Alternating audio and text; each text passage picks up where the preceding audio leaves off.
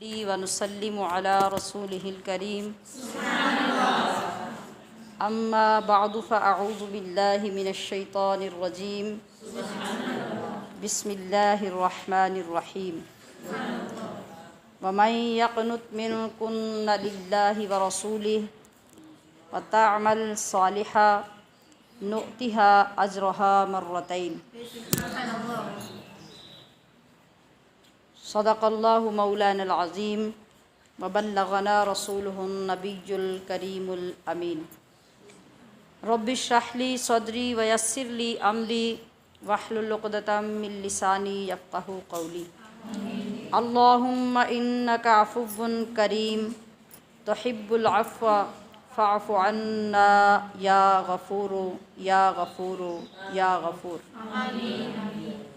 الصلاۃ والسلام علیک یا سیدی یا رسول اللہ وعلی آلک واصحابک یا حبیب اللہ الصلاۃ والسلام علیک یا سیدی یا رسول اللہ وعلی آلک واصحابک یا حبیب اللہ۔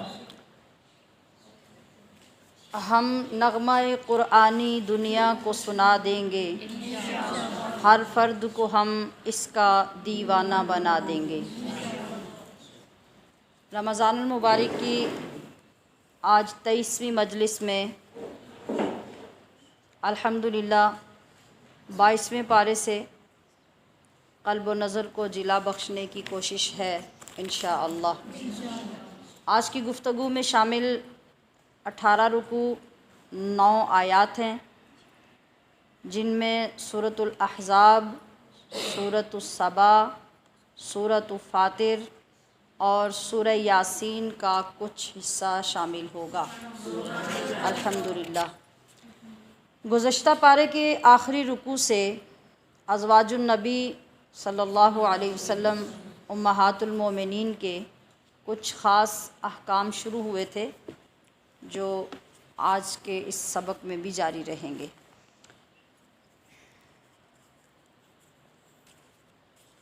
جن آیات میں امہات المومنین کا یہ تذکرہ شروع ہوا ہے، ان کو آیات تخییر کہتے ہیں، یعنی کسی کو اختیار دینا کہ یا یہ پسند کر لو یا یہ پسند کر لو۔ تو اس طرح سے ہوا تھا کہ جب مختلف جہاد ہونے لگے اور پے در پے مال غنیمت آنے لگے اور مسلمانوں کے حالات اچھے ہونے لگے، وہ جو ہجرت کرنے کی وجہ سے، گھر بار چھوڑنے کی وجہ سے، تنگی تکالیف برداشت کرنے کی وجہ سے ایک مفلسی کے حالات تھے، تو اب تونگری آنے لگی، خوشحالی آنے لگی، پیسہ آنے لگا۔ تو باقی حالات اور معاملات کو دیکھ کر تمام ازواج مطہرات نے نبی کریم صلی اللہ علیہ وسلم سے اچھے لباس اور اچھا کھانا پینا طلب فرمایا۔ یہ ایک نئی بات آپ کے لیے ہوگی۔ صحابہ ازواج مطہرات نے نبی علیہ الصلوۃ والسلام سے عرض کیا کہ ہمارے لیے ماہانہ اچھے خرچے کا انتظام کیا جائے، اچھے لباس کا انتظام کیا جائے اور راشن کے لیے یعنی زیادہ انتظام کیا جائے۔ تو نبی کریم صلی اللہ علیہ وسلم کو یہ بات پسند نہیں آئی، یقیناً پھر اللہ کو بھی یہ پسند نہیں آئی۔ تو حضور نبی اکرم صلی اللہ علیہ وسلم اس مطالبے پر دستبردار ہو کے آپ ایک طرف گوشہ نشیں ہو گئے اور آپ نے اللہ کے حکم سے اپنی ازواج مطہرات کو یہ اختیار دے دیا کہ 2 چیزوں میں سے ایک چیز کا اختیار ہے، یا تو تم نبی کے ساتھ رہنا پسند کر لو یا پھر اچھے لباس اور دنیا کی چیزیں پسند کر لو۔ اور آپ 1 مہینے تک اپنی ازواج سے الگ ہو گئے، الگ حجرے میں آپ تشریف فرما ہو گئے۔ پھر اللہ تبارک و تعالیٰ کا حکم جب آیا تو ازواج مطہرات کو جو اختیار دیا گیا تھا، پھر سب ازواج مطہرات نے یہ فیصلہ کیا کہ ہمیں اللہ کے نبی کے ساتھ رہنا پسند ہے اور جس حال میں وہ رکھنا چاہیں وہی پسند ہے۔ ہم دنیا کی دولت کو اور مال کو پسند نہیں کرتے، جو ہم سے ہو گیا وہ غلطی ہو گئی، تو ہم اس پہ قائم نہیں رہنا چاہتے۔ ان آیات مبارکہ میں ان چیزوں کا ذکر کیا گیا جس پر اللہ تبارک و تعالیٰ نے پھر ان مخلص خواتین اور ان معظم خواتین کے لیے یہ وعدہ فرمایا اور اس کا اعلان کیا کہ اب تم لوگوں میں جو میرے نبی کی اطاعت گزار ہوگی، اللہ کی فرما بردار ہوگی، تو تمہاری اس قربانی کی وجہ سے اور سعادت مندی کی وجہ سے ہمیشہ تمہارے ہر عمل کا اجر باقی تمام لوگوں سے دگنا دیا جائے، جو اس پارے کے شروع میں آتا ہے کہ وَمَن يَقْنُتْ مِنكُنَّ لِلَّهِ وَرَسُولِهِ، کہ جو کوئی فرما برداری کرے تم میں سے اللہ اور اس کے رسول کی، وَتَعْمَلْ صَالِحًا، اور اچھے اعمال کریں گی، تو نُؤْتِهَا أَجْرَهَا، تو ہم ان کو عطا کریں گے مرتینی، دوہرا اجر، یعنی امت میں سے کسی بڑے سے بڑے کام کا جس کو اجر مل سکتا ہے یا چھوٹے سے چھوٹے کا بھی، ہر وہ اجر ازواج مطہرات کے لیے دگنا ہوگا کہ انہوں نے اپنے آپ کو قربانی کے لیے پیش کیا اور قربانی کو پسند کیا۔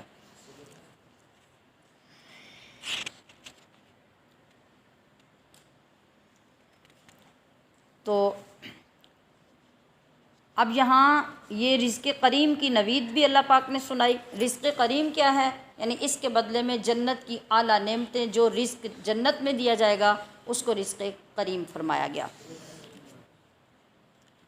اب امہات المومنین کے توسط سے اللہ رب العزت نے قرآن عظیم میں تمام مومن خواتین کو ایک پیغام دیا، مخاطب ان کو کیا، ازواج مطہرات کو، لیکن ان کو مخاطب کر کے رسول اللہ صلی اللہ علیہ وسلم کی ان تمام امت کی عورتوں کو جو قیامت تک پیدا ہونے والی ہیں ان کو یہ پیغام دیا کہ کسی نامحرم سے گفتگو کی ضرورت پیش آ جائے تو کھردرے پن کا مظاہرہ کریں۔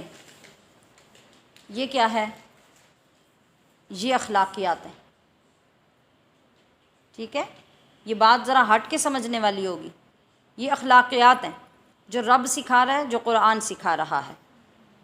نرم گفتاری کا معاملہ نہ کریں، یعنی لوچ دار آواز، سٹائلش طریقہ اور بڑی نرمی اختیار کر کے کسی غیر محرم مرد کے ساتھ بات نہیں کریں۔ کوئی دروازے پہ آئے، گھر کے کسی مرد کا پوچھے یا کسی اور ضرورت کے تحت کسی غیر محرم سے بات کرنی پڑ جائے تو اب ذرا غور فرمائیے کہ اللہ رب العزت جو عورت کو اخلاق سکھا رہا ہے وہ کیا ہے۔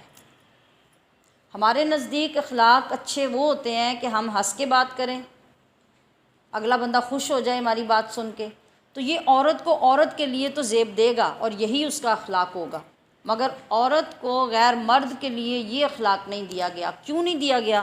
اس کی وجہ سمجھائی گئی کہ کسی نامحرم سے جب آپ لوچ دار آواز سے، نرمی سے، خوشی سے، مسکرا کے جب بات کریں گے تو جو بندہ اخلاق کی پستی کا مریض ہے، جو نفس کا مریض ہے، جو غیر عورتوں کے اندر دلچسپی رکھتا ہے، جو اپنے ناپاک خیالات کے مرض میں مبتلا ہے، تو وہ تمہاری اسی ادا کی وجہ سے فساد کا شکار ہو جائے گا اور تمہارے حالات خراب ہونے شروع ہو جائیں گے۔ تو اگر ہم پریکٹیکل لائف میں غور کریں تو زیادہ تر چیزیں جو خرابی کا باعث بنتی ہیں ہمارے گھروں کے اندر، خاص طور پہ ان خواتین کے ساتھ جن کے مرد گھروں میں نہیں ہوتے اور پیچھے وہ ہینڈلنگ کرتی ہیں، تو یہ چیزیں ان کے لیے وبال جان بن جاتی ہیں۔ کبھی شوہر کے دوست کو گھر بلا لیا، وہ شوہر نے کہا تھا میری غیر موجودگی میں اسے کام کروا لینا، موٹر ٹھیک کروا لینا، دروازہ ٹھیک کروا لینا، میٹر ٹھیک کروا لینا، تو وہ کرواتے کرواتے پھر سارا کچھ برباد ہو جاتا ہے۔ اب دیکھیے ذرا دور اندیشی دیکھیے اپنے دین کی، اپنے نبی کی، اپنے رب کی، کہ وہ کس طریقے سے ہمیں قبل از وقت بچانے کے لیے سارے طریقے سکھا رہے ہیں کہ غیر مردوں کے ساتھ تمہارا اخلاق یہ ہے کہ تم اس سے رعب دار آواز سے، بالکل سنجیدہ آواز کے ساتھ، اسپاٹ لہجے کے ساتھ بات کرو کہ اس کو دوسری بات کرنے کی جرأت ہی نہ ہو، یعنی لیے دیے میں رہو، جتنی ضرورت ہے اس سے بھی آدھے الفاظ بول کے بات کرنے کی کوشش کرو، اور تمہارے لہجے میں بالکل نرمی نہیں ہونی چاہیے۔ وہ نرمی وہ لجاجت یا وہ لطافت وہ تمہارے محرم رشتوں کے لیے ہے، وہ باپ کے لیے ہے، وہ بھائی کے لیے ہے، وہ اپنے بیٹے کے لیے ہے، وہ شوہر کے لیے ہے، غیر مردوں کے لیے تمہارے اخلاقیات وہ نہیں ہیں۔ اس کا طریقہ قرآن یہ سکھا رہا ہے۔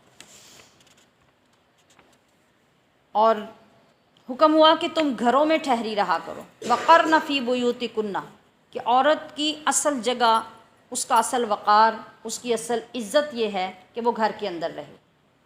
اللہ نے اس کا دائرہ کار وہ بنایا ہے۔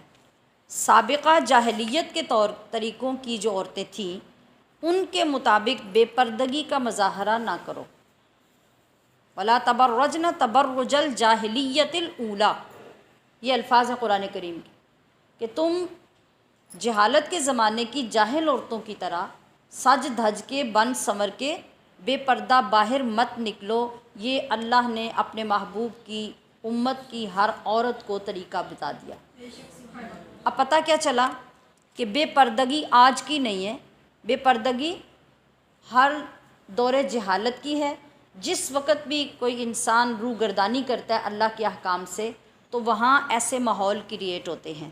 تو جو لوگ اللہ کے حکم کے نافرمان تھے تو بے پردگی ان کا وتیرہ تھا۔ جو اسلام کی عورتیں تھیں انہیں اسلام کی شہزادیاں بنایا گیا، انہیں وقار دیے گئے، انہیں عزت کے تاج پہنائے گئے، انہیں عصمت کی چادریں اڑھائی گئیں، اور حکم دیا گیا کہ اس زمانے میں بھی جس طرح آج ہمارے زمانوں میں اوباش اور واہیات قسم کے لڑکے آگے پیچھے چوکوں میں روڈز پہ راستوں میں کھڑے ہوتے ہیں، فکرے کستے ہیں، عورتوں کو پریشان کرتے ہیں، بالکل اسی طرح اس زمانے میں بھی ایسا ہوتا تھا۔ اس زمانے میں تو لونڈیاں ہوتی تھیں، آزاد عورتیں بھی تھیں، لونڈیاں بھی تھیں۔ آج تو لونڈیاں نہیں ہیں، بلکہ آج تو آزاد عورتوں کا مقام ان لونڈیوں سے گیا گزرا ہے۔ آپ بتائیں، اپنے بیٹوں، اپنے بھائیوں، اپنے محلے کے لڑکوں کو دیکھیں اور اپنی بیٹیوں اور اپنی بھتیجیوں بھانجیوں کو گلی میں باہر نکلتے دیکھیں تو آپ انصاف سے یہ کہنے پہ مجبور ہو جائیں گے کہ کوئی گلی، کوئی محلہ اس بات سے محفوظ نہیں ہے۔ آپ کی غیرت گوارا کرتی ہے یا آپ کا ماحول اس کی اجازت دیتا ہے کہ آپ 16-17 سال کی لڑکی کو اکیلے گلی میں باہر نکلنے کی اجازت دیں؟ نہیں دیتا نا۔ تو پتہ چلا کہ آج بھی ہمارے ماحول میں وہ کچھ ہے اور تب بھی وہ کچھ تھا۔ اس وقت لونڈیاں اور آزاد عورتیں دو کیٹاگریز تھیں، اور آج تو ہر عورت آزاد عورت ہے۔ آج تو لونڈی کا دور نہیں ہے، لیکن عورت کے ساتھ جو سلوک ہو رہا ہے، جو بے حیائی ہو رہی ہے، وہ لونڈیوں کی طرح ہو رہی ہے۔ تو قرآن کریم نے یہ حکم کیوں دیا کہ جو آزاد عورت ہے، لونڈیوں کو پردہ کرنے کا حکم نہیں دیا۔ آزاد عورتوں کو پردہ کر کے، چادر لے کے، گھونگھٹ نکال کے، اپنے جسم کو، چہرے کو، چھاتی کو، بیک، کمر کو چھپا کے اتنی بڑی چادریں اوڑھ کے نکلنے کا حکم دیا کہ تم باوقار عورتیں لگو اور تم پہچانی جاؤ کہ تم آزاد عورتیں ہو، تو کسی اوباش کو تمہیں دیکھ کر فکر کسنے کی جرت نہ ہو۔ یہ تھا فلسفہ پردہ کروانے کا۔ اب آپ اتنی تھوڑی مختصر سی بات سے اندازہ کر لیجئے کہ اس کے اندر عورت کے اوپر جبر تھا یا عورت کی عزت تھی۔ تو پھر آج تک ہمیں عزت راست تو نہیں آئی، ہم نے اس عزت کو عزت محسوس نہیں کیا۔ ہم بے عزتی کو اپنی عزت سمجھتے ہیں اور عزت کو اپنی بے عزتی سمجھتے ہیں۔ تو یہاں قرآن کو سیکھنے کا پہلا مقصد یہ ہے کہ ہمیں یہ سمجھ آ جائے کہ اللہ ہمارے لیے کیا پسند کرتا ہے۔ اللہ نے ہمارے لیے پردہ پسند کیا، اللہ نے ہمارے لیے عزت پسند کی، اللہ نے ہمارے لیے وقار پسند کیا، اور وہ پہنچایا کس ذریعے سے؟ وہ دیکھیں کہ وہ ذریعہ کتنا مقدم اور کتنا معظم ہے۔ وہ اللہ کے نبی کی بیویوں کے ذریعے سے ہم تک پہنچایا، اور ہم سے بھی یہ حکم کی پابندی طلب کرنے سے پہلے ان کو حکم دیا گیا کہ وہ ایسا کریں، وہ بھی چادریں اوڑھیں، وہ بھی پردہ کریں، جب انہیں باہر نکلنے کی ضرورت پڑے تو وہ بھی اسی انداز سے آئیں۔ ان سے پاکیزہ عورت بھی کائنات میں کوئی ہوگی؟ ان سے معظم اور محترم کوئی خاتون قیامت تک پیدا ہوگی؟ تو ان کے لیے یہ احکام ہے، اور ان کے صدقے سے اللہ نے یہ ہمیں احکام دیے۔ ہمارا منصب اور ہمارا جو مقام ہے وہ اسلام کے اندر یہ ہے۔ تو ہم ہر سال ان چیزوں کو ڈسکس کرتے ہیں، تو ہر سال ہمیں یہ جائزہ لینے کی بھی ضرورت ہوتی ہے کہ اس مہینے کے بعد اور یہ ساری چیزیں سننے کے بعد پھر سال میں ہمارے اندر کتنے فیصد عمل آتا ہے۔ اگر نہیں آتا تو پھر میں نے پچھلے دنوں میں عرض کیا تھا کہ ساتھ ساتھ ہمیں چیک کرنا ہے کہ اللہ پاک نے جو ہمیں روزے عطا کیے ہیں وہ کیوں عطا کیے ہیں۔ وہ ساری چیزیں پیچھے بیان کرنے کے بعد آخر پہ جا کے اللہ پاک فرماتا ہے لعلکم تتقون۔ اس کا نتیجہ یہ نکلنا چاہیے 30 دن کے بعد کا کہ تم متقی بن جاؤ۔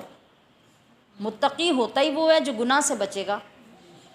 گناہ سے بچنے کی تمہیں عادت اور تمیز آ گئی تو پھر متقی بن گئے، اور اللہ کی منشا، اللہ کی مرضی پوری ہو گئی جس وجہ سے اس نے روزے فرض کیے تھے۔ اور اگر یہ کچھ نہیں ملا تو پھر ہم نے کیا کیا؟ پھر ہم نے مہینہ ضائع کیا نا، اس سے حاصل تو کچھ نہیں کیا۔ تو یہ بہت فکر مند ہونے والی بات ہے کہ آخر ساری زندگیاں گزر گئی ہمارے اوپر بات کا اثر کیوں نہیں ہوتا؟ ہم کیوں نہیں اللہ سے ڈرتے؟ ہمیں کیوں نہیں یہ محسوس ہوتا کہ یہ چیز ہمارے لیے آنر کا باعث ہے، یہ ہمارے لیے عزت کی زیادتی کا باعث ہے، تو ہم عزت والی چیز کو کیوں نہیں اپناتے؟ اس کا یہ مطلب ہوا کہ شیطان اور نفس دونوں ہمارے ارد گرد طواف کرتے رہتے ہیں، وہ ہمیں کسی وقت اکیلا نہیں چھوڑتے۔ اس لیے ہدایت کی بات ہمیں ہدایت کی بات نہیں لگتی۔ تو اس کو سن کے چھوڑ نہیں دینا، اس کو سن کے بعد میں بھی گھروں میں جا کے بھی سوچنا ہے کہ کون سا طریقہ مؤثر ہوگا جو ہم اپنائیں گے تو ہم متقی بن جائیں گے۔ تو کیا ایسا ہو سکتا ہے کہ ہم اتنے خوش نصیب ہو جائیں کہ یہی رمضان ہمارے متقی ہونے کے لیے؟ جی ہو سکتا ہے؟ اگر یہ ہو سکتا ہے تو اس سے بڑی ہماری کوئی خوش نصیبی نہیں ہے۔ اگر اس رمضان میں بھی جب مجھے پھر بات لمبی ہو جائے گی اور آخر پہ ٹائم پھر کم رہ جاتا ہے، لیکن جو ضروری چیزیں آتی ہیں ان کو سمجھائے بغیر آگے نکلنا میرا مزاج نہیں ہے۔ اب آپ دیکھیے کہ جو مرد بھی خواتین پہ کنٹرول نہیں کر سکتے تھے نا نقاب کرنے پہ، اللہ نے انہیں بھی نقابوں پہ لگا دیے، اور ابھی پچھلے 1-2 مہینے سے سب لوگ چیخ چیخ کے کہہ رہے ہیں جب گھر سے باہر نکلو تو 1 ماسک نہیں 2 ماسک لگا کے نکلو۔ علاج ہوا نا؟ اللہ کی پکڑ ایسی ہوتی ہے، مگر اب بھی تو اللہ کی اس پکڑ پر بھی کسی کو سمجھ آ رہی ہے؟ جتنے نخرے کرنے والی لڑکیاں اور نقاب کا مذاق اڑانے والی آج کس روپ میں نظر آ رہی ہیں؟ بتائیے ذرا، کوئی ہے جس کے منہ پہ ماسک نہیں لگا ہوا اور اس کے بغیر وہ باہر نکلتا ہے؟ آج اللہ کے عذاب نے اس کا پابند کروا لیا، لیکن اس کا فائدہ کیا ہوا؟ ہم عذاب کی وجہ سے نہ ڈالتے، اللہ کی رضا کی وجہ سے ڈالتے، اللہ کی محبت کی وجہ سے اور اس کی فرما برداری کی وجہ سے اگر ہم یہ طریقہ اختیار کرتے تو ہماری ہر سانس میں ہمارے لیے ثواب ہوتا۔ اب اگر خدا نہ خواستہ ایک لمبے عرصے تک یہی سلسلہ چلتا رہتا ہے اور ہمارے چہروں سے ماسک نہیں اترتے تو آپ کیا کر لیں گے؟ تو کیا ہی اچھا ہو کہ اگر ابھی ہمارا گزارا ہو رہا ہے، بڑا اچھا گزارا ہو رہا ہے، اب تو بہت سارا ٹائم جو ہے وہ فیملیز کے اندر بھی عام ٹائم میں عام گھروں میں بھی آپ کو ماسک لگانا پڑ جاتا ہے، باہر نکلنا تو دور کی بات ہے۔ تو اچھا نہ ہوتا کہ ہم صرف باہر نکلتے ہوئے لگا لیا کرتے؟ تو یہ سوچیں، ہمارے مرد حضرات بھی سوچیں، ہماری بچیاں بھی سوچیں، ہماری خواتین بھی سوچیں، جن کو پردے سے چڑ ہوتی تھی آج اللہ نے کس کام پہ لگایا آپ کو؟ یہ سزا ہے۔ اس سے چھٹکارے کے لیے ہمیں اللہ سے توبہ کرنی چاہیے اور اپنے احوال کو درست کرنا چاہیے، اور پردے کی اس نعمت کو اپنے لیے عزت سمجھ کے قبول کر لینا چاہیے۔ اس میں عافیت ہے، اور ہمارے لیے یعنی خواتین کے لیے تقوی کی طرف بڑھنے کا یہ پہلا قدم ہے۔ پھر ارشاد فرمایا کہ تم نماز قائم کرو، زکوٰۃ ادا کرو، اللہ اور اس کے رسول کی اطاعت کرو۔ اے نبی کے گھر والو، تم سے گندگی کا میل کچیل دور کرنا اور خوب پاک کر دینا چاہتا ہے تمہارا رب۔ انما یرید اللہ لیذھب عنکم الرجس اہل البیت، کہ اے میرے نبی کے گھرانے والوں، اللہ کی منشا یہ ہے کہ وہ تم سے ہر قسم کا میل کچیل دور کرنا چاہتا ہے، اس لیے تمہاری معمولی سی بات پہ بھی پکڑ فرما لیتا ہے۔ اس سے واضح ہو جاتا ہے کہ قرآن کریم کی روشنی میں اہل بیت کا مصداق کون ہوئے؟ یہ اہل بیت اللہ نے کس کو فرمایا؟ نبی علیہ الصلوۃ والسلام نے علیحدگی کس سے اختیار کی؟ حکم کس کے لیے آیا؟ یہ کون تھیں خواتین؟ کون تھیں بتائیے ذرا. یہاں ایک مسئلہ میں بیان کرنا چاہتی ہوں نا. یہ خواتین کون تھیں؟ ازواج مطہرات، نبی علیہ الصلوۃ والسلام کی بیویاں. کون تھیں؟ نبی علیہ السلام کی بیویاں. تو ہمارے ہاں کچھ لوگوں کو یہ سکھانا چاہتے ہیں کہ اہل بیت میں صرف حضرت فاطمہ الزہرا یا آپ کی اولاد شامل ہے، آپ کی بیویاں اہل بیت نہیں ہیں. تو میں نے پیچھے محرم میں بھی اس پہ کافی طویل بیان کیا تھا کہ ہمیشہ سے دنیا میں یہ دستور رہا ہے کہ بیوی کو ہی گھر والی کہا جاتا ہے، بیوی سے ہی گھر بنتا ہے اور بیوی سے ہی اولاد آتی ہے. تو گھر والی جو ہوتی ہیں وہ بیویاں ہوتی ہیں. آج اگر ہم امت کو یہ سبق پڑھائیں گے کہ اہل بیت میں آپ کی ازواج مطہرات نہیں ہیں تو پھر قرآن کو کس طرح جھٹلاؤ گے؟ سب سے پہلے اہل بیت کون ہے؟ آپ کی ازواج، جن کو قرآن بھی اہل بیت کہہ رہا ہے. پھر اللہ تبارک و تعالیٰ نے ان ازواج مطہرات کو خاص اعزاز سے نوازا اور مخاطب کر کے فرمایا کہ اے میرے محبوب کی ازواج، تمہارے گھروں میں کتاب و حکمت کا نزول ہوتا ہے، تمہارے گھروں میں تو قرآن نازل ہوتا ہے. تم سے زیادہ عزت کائنات میں کس کی ہے؟ اور تمہیں اس کو بار بار دہراتے رہنا چاہیے، ان چیزوں کا اعادہ کرنا چاہیے، ان کو پڑھتے رہنا چاہیے. اور جب مسکن اور محور ساری کائنات کا تمہارا گھر ہے اور اللہ کا کلام تمہارے گھر میں اتر رہا ہے تو یہ اس اعزاز کو تو کائنات میں کوئی پہنچ ہی نہیں سکتا جو تمہیں عطا کیا جا رہا ہے. رکوع نمبر 2 میں حضور صلی اللہ علیہ وسلم کی ختم نبوت اور نیک خصلتوں اور پھر عبادات میں مرد و عورت کے اجر کی برابری کا ذکر ہو رہا ہے. مرد و عورت کی برابری کا مطلب کہ اگر عورت پرہیزگار ہے اور مرد بھی پرہیزگار ہے، عورت روزہ دار ہے اور مرد بھی روزہ دار ہے، عورت سجدہ گزار ہے، مرد بھی سجدہ گزار ہے، عورت روزہ دار ہے، مرد بھی روزہ دار ہے، عورت صدقہ کرنے والی ہے، مرد بھی صدقہ کرنے والا ہے، تو ایسا ہرگز نہیں ہوگا کہ عورت کو آدھا ثواب دیا جائے اور مرد کو دگنا ثواب دیا جائے. اللہ کے ہاں تقوی میں، پرہیزگاری میں، عبادت میں، ریاضت میں، ولایت میں عورت اور مرد دونوں برابر ہیں. جو جتنا تقوی اختیار کر لے گا، جس مقام پہ پہنچ جائے گا، اللہ وہی مقام اس کو دے گا. اور عین ممکن ہے کہ بہت ساری عورتیں بہت سارے مردوں سے مقامات میں بلند ہو جائیں.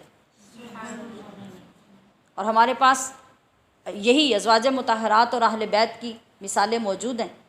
حضرت عائشہ صدیقہ عورت ہیں، حضرت فاطمہ الزہرا عورت ہیں، حضرت خدیجۃ الکبریٰ عورت ہیں. اور نیچے آ جائیں، نیچے امت میں آ جائیں، حضرت رابعہ بصریہ عورت ہیں. ان کے مقامات جو ولایت میں ہے اللہ کی بارگاہ میں، کتنے مرد ہیں جو ان کے برابر آ سکتے ہیں؟ بہت بڑے بڑے ولی، بڑے بڑے غوث، بڑے بڑے قطب جو ہیں وہ حضرت عائشہ صدیقہ کے پیروں کی خاک کے برابر بھی نہیں ہو سکتے. حضرت فاطمہ الزہرا کہ قدموں کی خاک کے برابر بھی نہیں ہو سکتے، تو پھر وہ عورتیں ہیں. تو اللہ تبارک و تعالیٰ نے یہ معیار رکھا ہے کہ جو بھی اللہ کے قرب کے لیے محنت کرے گا، کوشش کرے گا، ریاضت کرے گا، یہ نہیں دیکھا جائے گا کہ یہ مؤنث ہے یا مذکر ہے، یہ عورت ہے یا مرد ہے، اللہ اس کو اس کے مطابق مرتبہ عطا فرمائے گا. یہاں اس چیز کی تعریف کی گئی کہ اسلام میں والمسلمین والمسلمات، ایمان میں والمؤمنین والمؤمنات، والقانتین والقانتات، والصادقین والصادقات، والصابرین والصابرات، یہ سب کا ذکر اکٹھا کیا جا رہا ہے کہ ان سب کو اللہ تبارک و تعالیٰ ان کی پاک دامنی، ان کی عفت کی وجہ سے اور ان کو ہر وقت اپنے ذکر میں مصروف دیکھتے ہوئے اللہ پاک جو وعدہ فرما رہا ہے مغفرت کا اور اجر عظیم کا، وہ دونوں کے لیے ایک جیسا ہے. پھر کسی بھی مومن مرد اور عورت کے ایمان کے تقاضے کو بیان کیا کہ ایمان کا تقاضا یہ ہے، کوئی عورت مسلمان ہو تب یا مرد مسلمان ہو تب کہ اللہ اور اس کے رسول کا فیصلہ جب سامنے آ جائے، یہ بڑی غور طلب بات ہے، جب اللہ اور رسول کا فیصلہ سامنے آ جائے تو ان کے اندر یہ جرأت نہ ہو کہ اس فیصلے کو رد کر سکے، اس کو مسترد کر سکیں، اس کے خلاف اپنی مرضی پہ کام کر سکیں۔ صاحب ایمان مرد اور عورت کے صحیح ہونے کا یہ تقاضا ہے، ان کے ایمان کا یہ تقاضا ہے۔ میں نے ابھی جس طرح سے بات کی کہ اللہ نے ہمارے لیے یہ فیصلہ کر دیا کہ عورت کو باپردہ رہنا چاہیے، کب؟ جب وہ نامحرموں کے سامنے آئے، جب وہ گھر سے باہر نکلے۔ اس کا ایک انداز ہونا چاہیے جو شریعت نے اس کو عطا کیا ہے، وہ یہ سمجھے کہ جس طرح اس کو اسکول جانا ہے تو اس کے لیے ایک یونیفارم ہے، جس طرح اس کو کالج یا یونیورسٹی جانا ہے تو اس کے لیے ایک یونیفارم ہے، اس کے بغیر اس نے نہیں جانا، یہ اس کے لیے لازم ہے، اور وہ سمجھتی ہے کہ میرے لیے لازم ہے، اور وہ کبھی ایسا کرتی بھی نہیں کہ یونیفارم چھوڑ کے کالج چلی جائے، یونیفارم اتار کے یونیورسٹی چلی جائے۔ جو بھی اس کی پابندی کے لیے یا پہچان کے لیے یونیفارم دیا گیا ہے وہ پہنے بغیر نہیں جائے گی۔ تو پھر عورت کے لیے یہ کم اعزاز کی بات ہے کہ اس کے رب نے اس کو ایک وقار کا یونیفارم عطا کیا ہے، ایک عزت کا یونیفارم عطا کیا ہے، اور وہ یونیفارم کیا ہے کہ جب وہ گھر سے نکلے تو باپردہ نکلے، جسے دیکھ کر یہ لگے کہ یہ عزت والی مسلمان عورت ہے۔ تو اللہ نے فیصلہ کیا نا ہمارے لیے، تمہارے لیے فیصلہ یہ ہے کہ تمہاری زندگی کا طور طریقہ گھر سے باہر یہ ہوگا، غیر محرموں کے سامنے یہ ہوگا، محرموں کے سامنے یہ ہوگا۔ تو ہم نے تو بڑی جرأت سے اس کو مسترد کیا ہوا ہے، پھر ایمان کا تقاضا تو پورا نہیں ہو رہا۔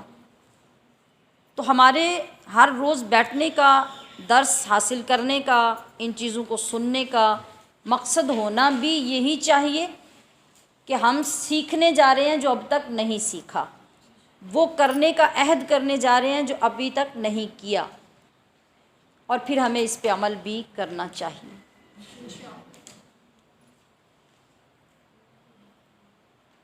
اور اس کے علاوہ اسی رکوع میں ذکر ہوتا ہے متبنہ بیٹے کا۔ متبنہ وہ جو جس کا ذکر کل بھی میں نے کیا تھا، جو لے پالک ہوتا ہے، اڈاپٹیڈ ہوتا ہے، جو کسی کا بچہ گود میں لیا جاتا ہے، عربی میں اس کو متبنہ کہتے ہیں۔ تو حضرت زید بن حارثہ جو کہ حضرت خدیجۃ الکبریٰ کے غلام تھے، اور انہوں نے نبی علیہ الصلوۃ والسلام کو تحفے میں پیش کر دیا تھا، اور آپ نے انہیں آزاد کر دیا اور بیٹا بنا لیا، تو لوگوں کے اندر مشہور ہو گیا کہ یہ زید بن محمد ہیں، لوگ انہیں زید بن محمد کہتے تھے۔ تو نبی علیہ الصلوۃ والسلام نے انہیں بتایا کہ کسی کی ولدیت کو تبدیل نہیں کیا جا سکتا، وہ زید بن حارثہ ہیں اور وہ میرے متبنہ بیٹے ہیں، یعنی منہ بولے بیٹے ہیں۔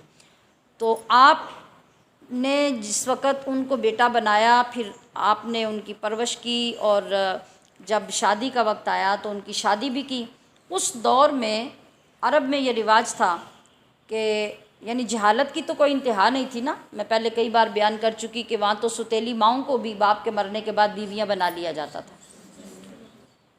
اب وہاں جہالت کا دستور یہ تھا کہ جو اپنے سگے بیٹوں کی بیویاں ہوتی، سگی بہویں، ان کے تقدس کا تو خیال نہ رکھا جاتا، لیکن جو متبنہ اولادیں ہوتی، یعنی اڈاپٹ کیے ہوئے بچے جو ہوتے، منہ بولے بچے، ان کی بیویوں کے ساتھ بڑے احترام تقدس کا معاملہ کیا جاتا، ان کے ساتھ نکاح کرنا حرام سمجھا جاتا۔ اب نبی کیوں آئے تھے؟ نبی تو آئے تھے بری رسموں کو ختم کرنے کے لیے، برے طریقوں کو دور کرنے کے لیے آپ تشریف لائے تھے۔ تو حضرت زید کا نکاح نبی علیہ الصلوۃ والسلام نے اپنی پھوپھی کی بیٹی حضرت زینب کے ساتھ کیا۔ حضرت زینب چونکہ قریش خاندان سے تھی، ایک اعلیٰ ترین خاندان تھا، سرداروں کا خاندان تھا، تو حضرت زید جو ہیں وہ غلام سے آزاد ہو کے آئے تھے، وہ غلام تھے، آپس میں دونوں کی بنی نہیں، رشتہ نبھ نہیں سکا۔ حضرت زید بڑے پریشان رہنے لگے۔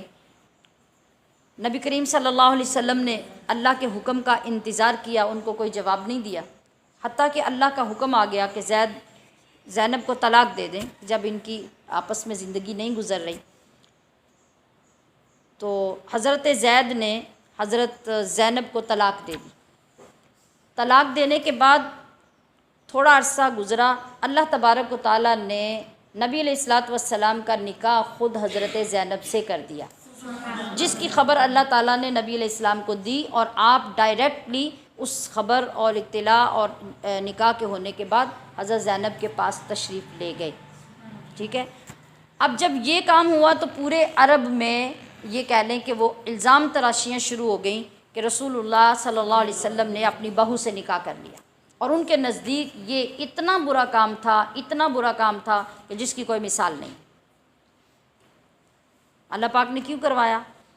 ان کی بری رسم کو توڑنے کے لیے، ان کے کانسیپٹ صحیح کرنے کے لیے، ان کے نظریات صحیح کرنے کے لیے کہ جو منہ بولی اولاد ہوتی ہے اس کے احکام سگی اولاد جیسے نہیں ہوتے. یہ میں نے کل بھی بتایا تھا، نہ وراثت میں، نہ شریعت میں، نہ پردہ داری کے احکام میں بالکل احکام سیم اپنی اولاد والے نہیں ہوتے. لہٰذا اس کی بیوی پر بھی کوئی احکام ویسے جاری نہیں ہوتے. سگا بیٹا آپ کا ہے، اس کی بیوی قیامت تک آپ کے لیے حرام ہے، سسر اس کے ساتھ نکاح نہیں کر سکتا. لیکن جو یہ منہ بولا بیٹا ہے، اس کی بیوی کے ساتھ اگر کوئی ایسا محرم والا رشتہ نہیں ہے تو پھر سسر نکاح کر سکتا ہے. تو آپ نے اس نظام کو بحال کرنے کے لیے اللہ کے حکم کے مطابق پھر اپنے ان پھوپھی کی بیٹی جو تھی حضرت زینب، ان سے نکاح کیا. اس کا ذکر بھی اسی رکوع میں ہے.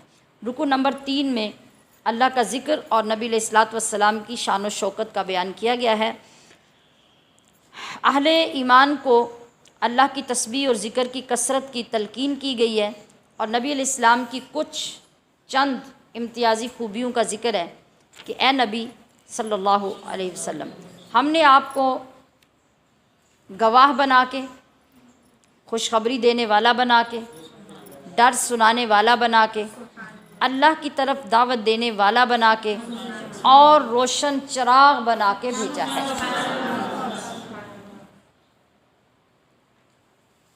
پھر اسی رکوع میں رخصتی سے پہلے طلاق حاصل کرنے والی عورت کے متعلق بتایا گیا کہ اس عورت کی کوئی عدت نہیں ہوتی جس کی طلاق رخصتی سے پہلے ہو جائے، اور حق مہر اگر مقرر ہو تو اس کا حق مہر آدھا دیا جاتا ہے، پورا نہیں دیا جاتا. اور اگر مقرر ہی نہ کیا ہو تو پھر جوڑا کپڑوں کا دے کر اس کو فارغ کیا جائے گا. اور آگے چل کے نبی علیہ الصلوۃ والسلام کی جو خصوصیت تھی کہ پوری امت کے لیے 4 بیویوں کی اجازت ہے اور آپ کی 11 ازواج تھی، یہاں پر آ کے اللہ پاک نے آپ کے لیے پابندی کا حکم نازل فرمایا اور آپ کی اس خصوصیت کا ذکر کیا کہ نبی تمہاری طرح نہیں ہے، تمہارے لیے 4 سے زیادہ بیویاں ایک وقت میں رکھنے کی اجازت نہیں ہے. رکوع نمبر 4 میں نبی علیہ الصلوۃ والسلام کی بارگاہ میں حاضری کے آداب بتائے گئے ہیں، اور آپ کی ذات پہ درود و سلام کا حکم جس آیت سے نازل ہوا ہے اس آیت کا ذکر ہے. حکم دیا گیا کہ اے ایمان والو، نبی کے گھروں میں اجازت کے بغیر داخل مت ہو، اور کھانے کے وقت کا خیال رکھو. جب تمہیں بلایا جائے تو اس وقت آؤ، عین وقت پر، اور جب کھانا کھا چکو تو فوراً چلے جاؤ، باتوں میں نہ لگ جایا کرو، اس سے تمہارے نبی کو تکلیف پہنچتی ہے. مگر وہ شرم کی وجہ سے اور مروت کی وجہ سے تمہیں کچھ کہتے نہیں، تو اللہ تو حق بیان کرنے سے نہیں شرماتا. اللہ پاک یہ خود بیان کر رہا ہے قرآن کریم میں. یہ نبی کریم صلی اللہ علیہ وسلم کے گھر میں کسی دعوت پہ جب صحابہ کرام آئے تو پہلے عرض کیا میں نے کہ چھوٹے چھوٹے حجرے ہوتے تھے، اور وہ صحابہ کرام آئے، بیٹھے، کھانے سے پہلے بڑی دیر تک بیٹھے رہے، پھر کھانا کھایا، پھر بیٹھے آپس میں باتیں کرتے رہے. اب انہیں اس بات کی سمجھ نہیں آئی کہ آداب کیا ہے، ہمیں کیا کرنا چاہیے. تو اللہ تبارک و تعالیٰ نے کسی بندے سے سکھانے کی بجائے ڈائریکٹ قرآن نازل کر کے ان لوگوں کو ادب سکھایا. اور اس پردے میں ہم تمام امتیوں کے لیے بھی یہ ادب ہوا، اور ہمیں جو مینرز بتائے گئے کہ وہ تمہارے مینرز کیا ہونے چاہیے کہ جب تمہیں کوئی دعوت کے لیے بلائے تو پھر اس ٹائم پہ جاؤ جس وقت کی دعوت ہے، اور اگر کوئی اور کام نہ ہو تو پھر عام جگہوں پہ بھی ان چیزوں کا خیال رکھو کہ خواہ مخواہ کسی کے اوپر بوجھ بن کے، کسی کے لیے تکلیف کا باعث بن کے مت بیٹھ جاؤ. تو یہ تو نبی کا گھر ہے، تو نبی کے گھر کے لیے تو اللہ ڈائریکٹ یہ سکھا رہا ہے کہ جب تمہیں نبی کسی کھانے کے لیے، دعوت کے لیے بلائیں تو اینڈ ٹائم پہ آؤ جو کھانے کا ٹائم ہو، اور کھانے کے بعد فوراً چلے جاؤ. یہ آداب ہیں.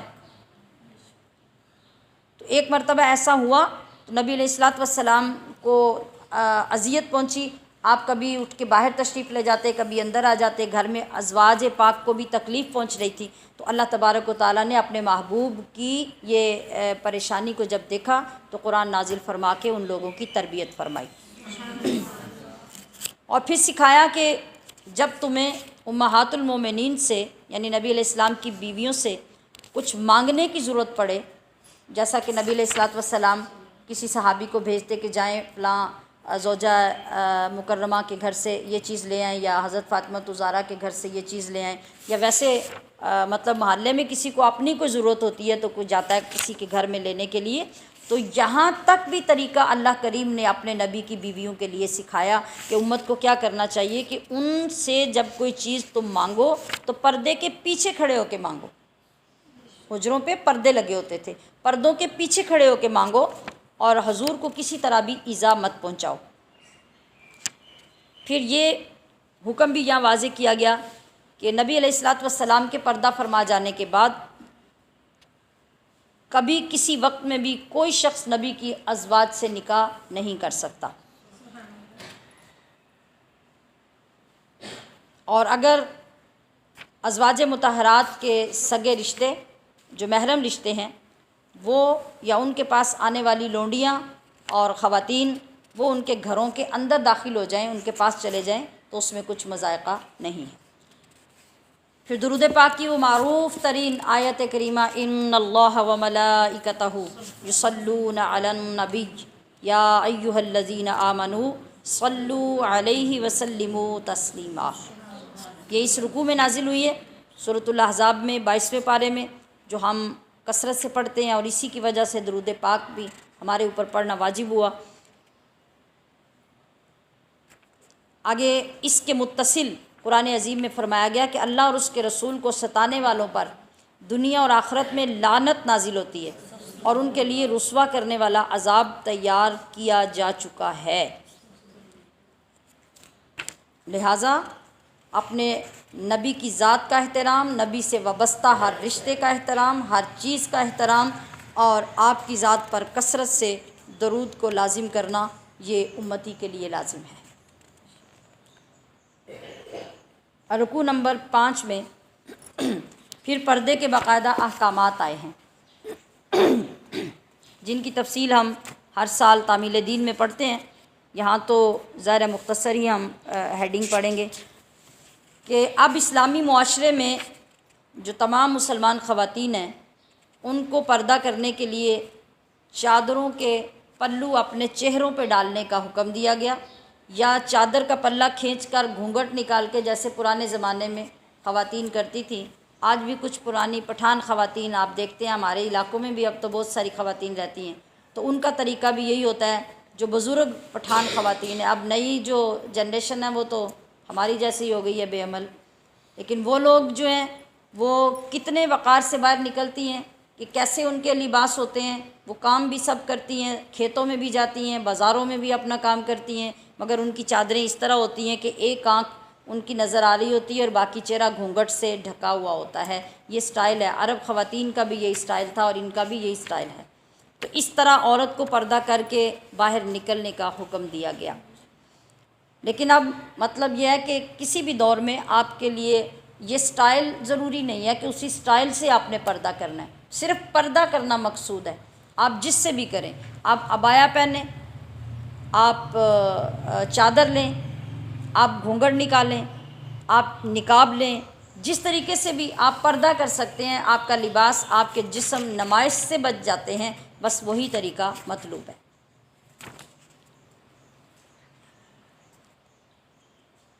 اور قیامت کے بارے میں بھی اسی رکوع میں فرمایا گیا کہ اللہ کے علاوہ کوئی نہیں جانتا کہ قیامت کب آئے گی۔ کافر جہنم میں منہ کے بل ڈالے جائیں گے، کوئی انہیں بچانے والا نہیں ہوگا اور کوئی کسی کے گناہوں کا بوجھ نہیں اٹھائے گا۔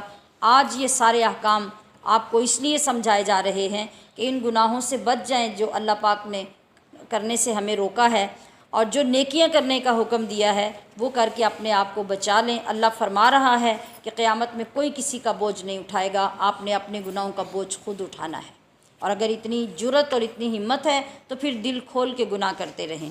اور اگر اتنی جرأت اور ہمت نہیں ہے اٹھانے کی تو پھر آج ہمارے پاس توبہ کے لیے کھلا وقت ہے، ہم توبہ کر سکتے ہیں اور اللہ کے لیے اپنے آپ کو تیار کر لیں۔ تیار کرنے میں تھوڑی پس و پیش ہوتی ہے، بندہ متردد ہوتا ہے، لیکن جب قدم اٹھا لیتا ہے اللہ کی محبت میں تو یقین کریں پھر زندگی اتنی خوبصورت ہو جاتی ہے، اتنی پابند ہو جاتی ہے کہ آپ کو اس سے زیادہ کسی اور طریقے میں سکون حاصل نہیں ہوتا۔ رکوع نمبر 6 میں امانت کا بوجھ اور انسان کا ذکر کیا گیا ہے۔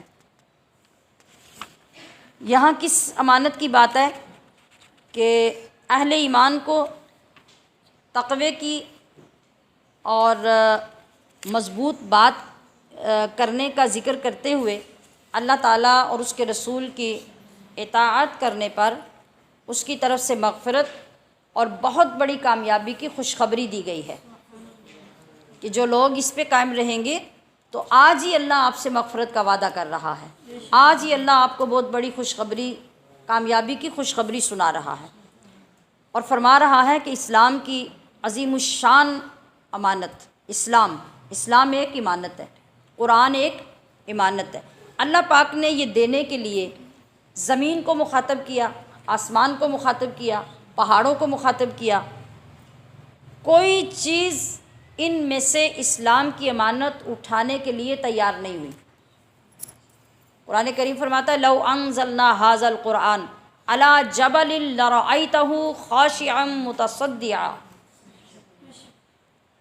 کہ اگر ہم یہ قرآن جو مصطفیٰ کریم کے قلب اقدس پہ نازل ہوا ہے، یہ قرآن اگر ہم پہاڑوں پہ نازل کرتے تو قرآن کے رعب، جلال اور دہشت سے پہاڑ پھٹ کر ریزہ ریزہ ہو جاتے، ختم ہو جاتے۔ وہ اس ڈر سے کسی مخلوق نے اسلام اپنے ذمے لینے کی جرأت نہیں کی، تو اللہ تبارک و تعالیٰ نے یہ حصہ انسان کو عطا کیا، یا انسان کے حصے میں یہ سعادت آئی۔ اللہ نے فرمایا کہ یہ اس لیے ہوا تاکہ منافق اور مومن، مشرک اور موحد کا فرق واضح ہو جائے کہ جب یہ امانت آئی انسانوں کے پاس تو اب سب کچھ کھل گیا، جیسا کہ ہم پیچھے سے پڑھ رہے ہیں کہ جو منافق تھے وہ سامنے آ گئے، جو مشرک تھے وہ سامنے آ گئے، جو کافر تھے وہ سامنے آ گئے، اور جو مومن تھے اللہ نے نکھار کر ان کو الگ کر لیا، اور پتہ چل گیا کہ اللہ کی امانت کی پاسداری کرنے والا کون ہے اور بے قدری کرنے والا کون ہے۔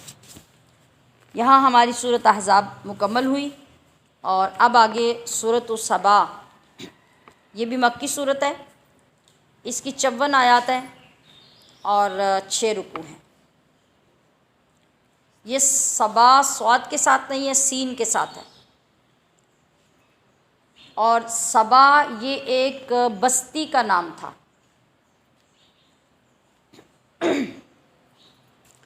اس بستی کا یہاں ذکر ہوا ہے، اس وجہ سے اس سورت کا نام سورۃ السبا ہے۔ اس میں جزا اور سزا کے قوانین بیان کیے گئے ہیں، حضرت داؤد اور حضرت سلیمان کے معجزات کا بطور خاص ذکر کیا گیا ہے۔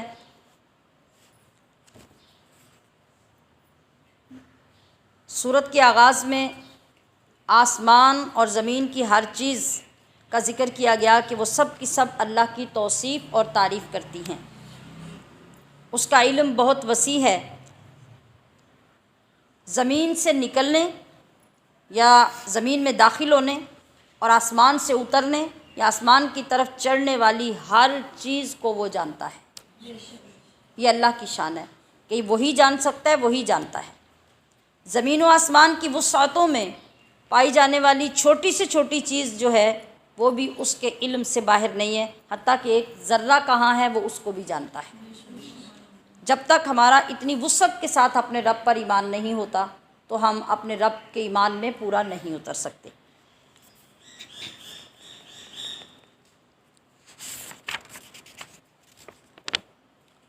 پھر ارشاد ہو رہا ہے کہ جن لوگوں کا تو ان ساری باتوں پہ ایمان ہے ان کو تو اللہ کی طرف سے بخشش اور اجر عظیم کی صورت میں بدلہ مل جائے گا، جبکہ جو لوگ اللہ کی آیتوں میں عاجز کرنے کی کوشش کرتے ہیں اور انکار سے باز نہیں آتے تو ان کے لیے دردناک عذاب تیار ہو چکا ہے اور انہیں وہ عذاب دیا جائے گا۔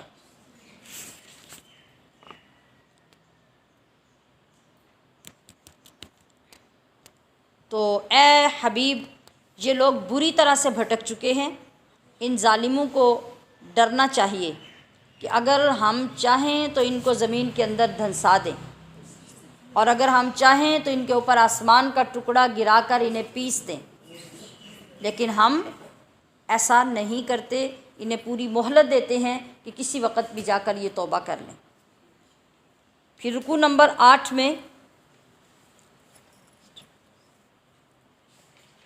معجزات حضرت داؤد اور سلیمان اور پھر قوم سبا کا ذکر یہاں پہ آیا ہے، جس کے نام پہ یہ صورت ہے۔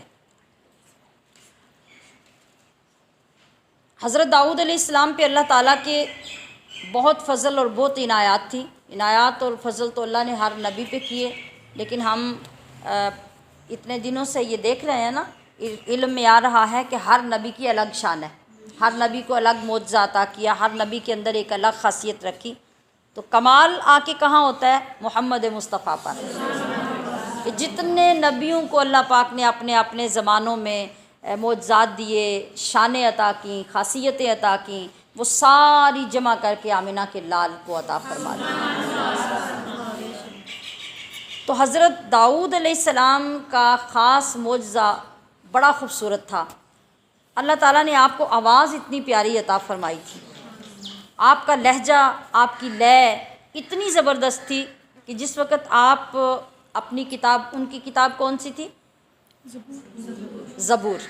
حضرت داؤد علیہ السلام پہ زبور نازل ہوئی تھی، تو جس وقت آپ زبور کی تلاوت کرتے اور آپ کی آواز بلند ہوتی تو آسمانوں پہ اڑنے والے پرندے، پہاڑ، درختوں کے پتے، چلتے ہوئے پانی، ہر چیز ٹھہر جاتی۔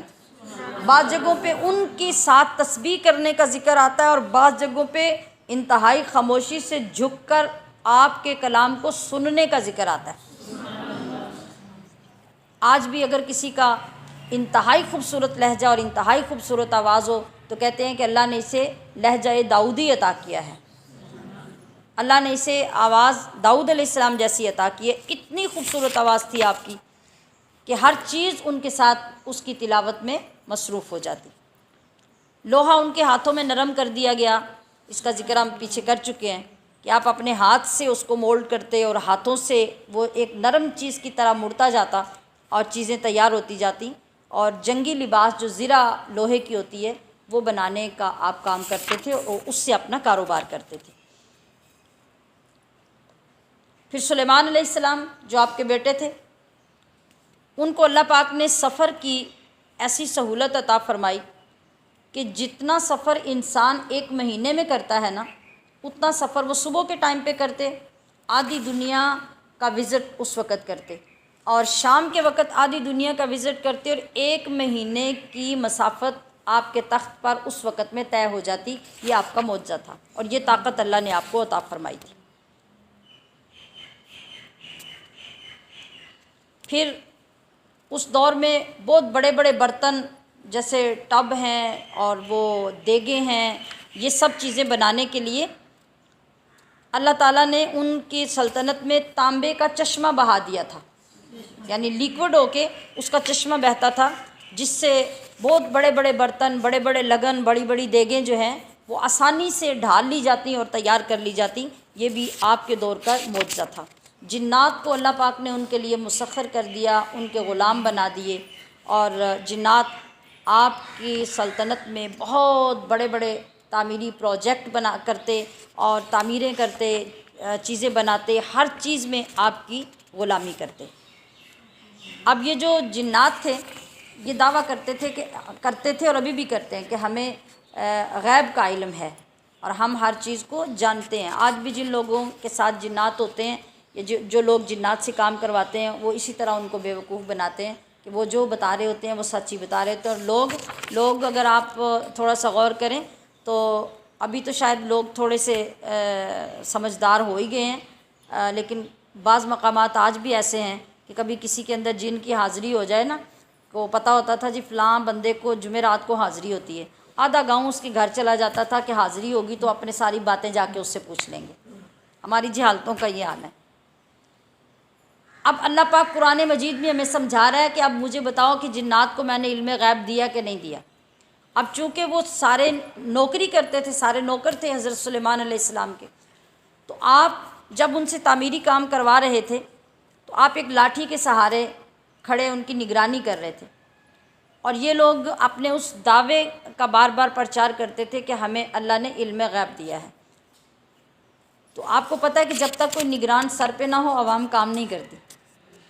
تو حضرت سلیمان اپنی چھڑی، اپنا عصا لے کے اس پہ ٹیک لگا کے کھڑے تھے، اور وہ لوگ تعمیر کا کام کر رہے تھے۔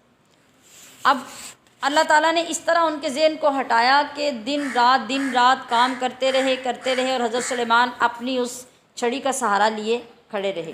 اسی دوران حضرت سلیمان علیہ السلام کی وفات ہو چکی تھی، ٹھیک ہے، وفات ہو چکی تھی۔ اس کے باوجود آپ اس عصا کے ساتھ سہارا لیے کھڑے تھے، اور جنات دن رات کام کر رہے تھے۔ کدھر گیا ان کا علم غیب؟ پھر کم و بیش 6 مہینے یا سال کا وقت گزرا، تو مٹی کے اندر چونکہ آپ کی چھڑی تھی اور وہ نیچے سے کمزور ہوئی یا دیمک لگی، وہ کھائی گئی اور وہ نیچے سٹک ٹوٹ کے گری، تو حضرت سلیمان علیہ السلام کا جسم مبارک بھی زمین میں آ گیا، جس سے پتہ چلا کہ آپ تو بڑا عرصہ پہلے سے وفات پا چکے ہیں۔ تو جنات کی وہ بات وہاں پہ جھوٹ ثابت ہوئی جو وہ پرچار کرتے تھے کہ ہمیں علم غیب ہے۔ اگر علم غیب ہوتا تو ان کی موت کا علم انہیں فوراً ہو جاتا اور وہ کام شام چھوڑ کے بھاگ جاتے۔ وہ تو دن رات بڑی جاں فشانی سے کام کرتے رہے۔ جب کام مکمل ہوا تو تب یہ دکھانے کے لیے کہ اب سلیمان علیہ السلام کی تجہیز و تکفین کی جائے، تو اللہ پاک نے وہ منظر پیدا کیا کہ اس کو دیمک لگی اور آپ کا جسم مبارک زمین پہ آیا۔ اگر اللہ نہ چاہتا تو کیا ضرورت تھی دیمک لگنے کی، اس کی کیا ضرورت تھی؟ جب جن اتنے بڑے جو ہیں وہ کام نہیں روک سکے تو اتنی معمولی سی دیمک کی کیا ضرورت تھی کہ وہ آ کے نبی کی چھڑی کو کھا لیتی۔ اس میں اندر حکمت ہی یہ تھی کہ جو کام کروانا تھا وہ کام جنات کا مکمل ہو گیا، لہٰذا اب ان کو خبر ہو جانی چاہیے کہ میرے نبی کا انتقال ہو چکا ہے۔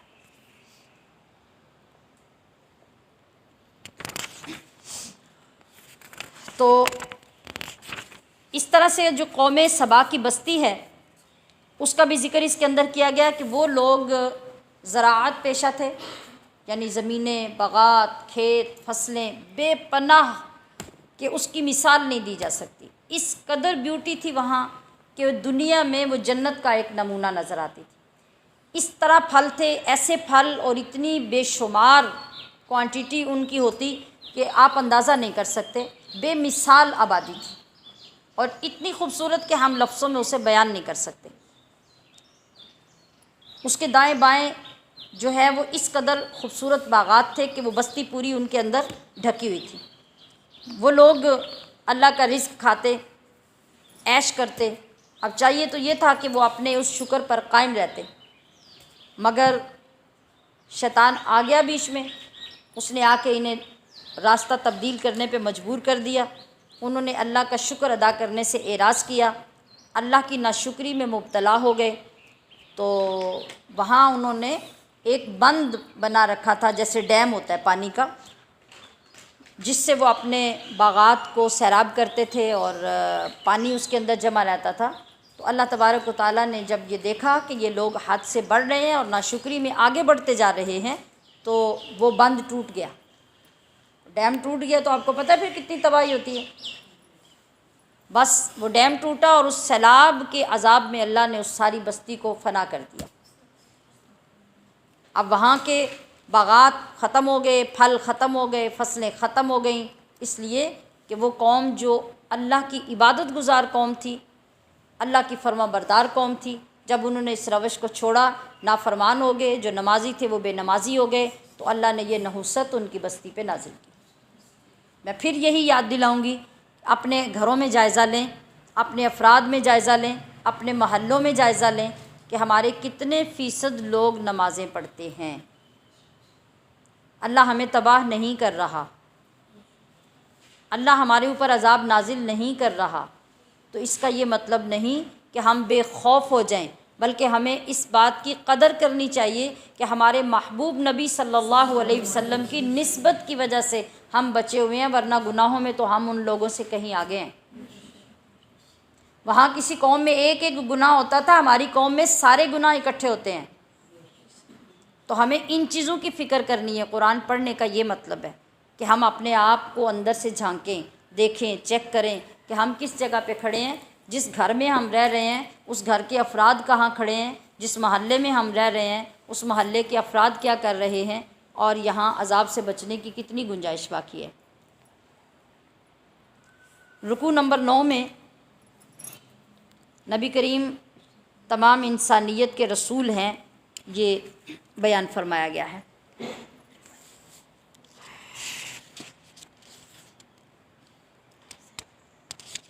اللہ تعالیٰ نے ارشاد فرمایا کہ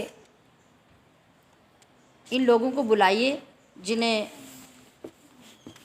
آپ ان کافروں سے کہیں کہ ان لوگوں کو بلائیں جنہیں تم اللہ کے سوا معبود مانتے ہو، دیکھتے ہیں وہ تمہیں کیا فائدہ دیتے ہیں، تمہارے بت، اور ان کے اندر کون سی ایسی خوبی ہے جس کی وجہ سے تم ان کی عبادت کرتے ہو، بتاؤ تمہیں آسمانوں اور زمین میں سے رزق کون دیتا ہے، اور اے حبیب وما ارسلناک الا کافۃ للناس بشیرا ونذیرا ولکن اکثر الناس لا یعلمون، ہم نے تو آپ کو ساری انسانیت کے لیے خوشخبری دینے والا اور ڈرانے والا بنا کے بھیجا ہے۔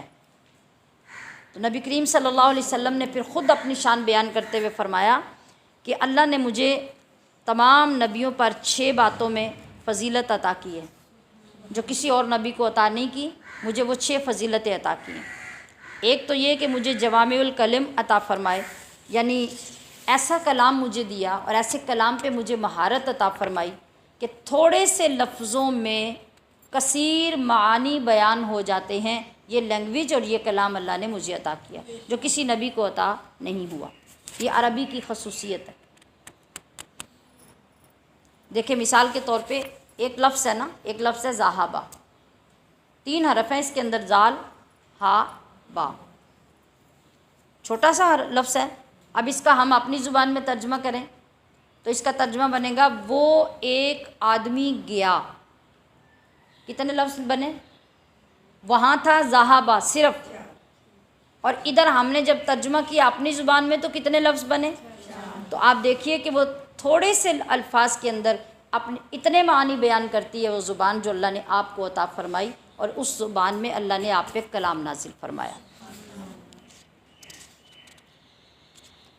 دوسرا آپ نے فرمایا کہ اللہ تعالیٰ نے مجھے رعب عطا فرمایا اور اپنی بارگاہ سے رعب عطا کر کے اس رعب کے ذریعے میری مدد فرمائی، اور اس کے بے شمار واقعات ہیں جو اپنے اپنے ٹائم پہ ہی بیان کیے جا سکتے ہیں کہ آپ کی ذات میں اللہ پاک نے جو رعب رکھا تھا، اگر یہ رعب نہ ہوتا تو وہ جو کفار اور مشرکین سر سے پیروں تک زور لگا لگا کے تھک جاتے تھے، وہ اپنی ناپاک سازشوں میں کامیاب ہو جاتے۔ وہ کامیاب اسی لیے نہیں ہوئے کہ جب وہ قریب جاتے تھے تو ان کے اوپر ایسا رعب طاری ہو جاتا تھا کہ وہ آگے بڑھنے کی طاقت ہی نہیں رکھتے۔ تیسری بات، میرے لیے غنیمت حلال کی گئی، یعنی جو مال غنیمت جنگوں میں آتا وہ آپ کی ذات کے لیے حلال کیا گیا، جس کی مقدار قرآن پاک میں ہی بیان ہوئی۔ چوتھی بات کہ میرے لیے اللہ نے تمام روئے زمین کو مسجد قرار دیا۔ پچھلی جو امتیں ہیں، یہ ہندو دیکھ لیں اور سکھ دیکھ لیں، پھر وہ جو یہودی ہیں ان کو دیکھ لیں، عیسائیوں کو دیکھ لیں، ان سب لوگوں کی عبادتیں کہاں ہوتی ہیں؟ مندروں میں، گرجوں میں، اس کے سوا ان کی عبادت نہیں ہوتی، اور ان کے وہ دن ہے کہ اس دن میں قوم نے وہاں جانا ہے اور وہاں جا کے عبادت کرنی ہے۔ تو ذرا اپنے مقدر پہ غور کر کے اس پہ فخر کریں کہ آپ جس جگہ پہ چاہیں، جو خشک جگہ ہے، جو گندی نہیں ہے، جس پہ کوئی ایسی چیز ناپاک نہیں پڑی ہوئی، کوئی بھی پاک صاف جگہ ہے، وہاں جا کے آپ اللہ اکبر کریں اور نماز پڑھ لیں۔ یہ اللہ نے اپنے محبوب کے صدقے ہمارے اوپر اتنا کرم کیا ہے۔ پھر 5ویں چیز فرمایا کہ تمام نبی اپنے اپنے زمانے اور قبیلوں کے لیے نبی بن کے آئے، مجھے میرے رب نے تمام مخلوقات کے لیے رسول بنا کے بھیجا۔ تمام مخلوقات کا مطلب یہ نہیں کہ ساری قوموں کے لوگوں کے لیے یا قیامت تک کے انسانوں کے لیے. مخلوقات کا مطلب ہے جن بھی اس میں ہیں، انسان بھی، حیوان بھی، چرند بھی، پرند بھی، جو جمادات ہیں، جو حیوانات ہیں، ہر چیز. ایک تنکا جو ہے اس کا بھی اللہ نے مجھے نبی بنا کے بھیجا، اور وہ بھی مجھے پہچانتا ہے کہ میں اس کا نبی ہوں. صرف میں دعویٰ نہیں کر رہا، آپ نے فرمایا کہ وہ تنکا بھی مجھے پہچانتا ہے کہ میں اس کا نبی ہوں. اگر تنکے نہ پہچانتے ہوتے تو جدھر جدھر حضور جاتے تھے وہاں سبزے اور پتوں اور ڈالیوں سے الصلاۃ والسلام علیکہ کی آوازیں کیوں آتی تھیں؟ اسی لیے آتی تھی کہ وہ پہچانتے تھے یہ ہمارے نبی ہیں. رکوع نمبر 10.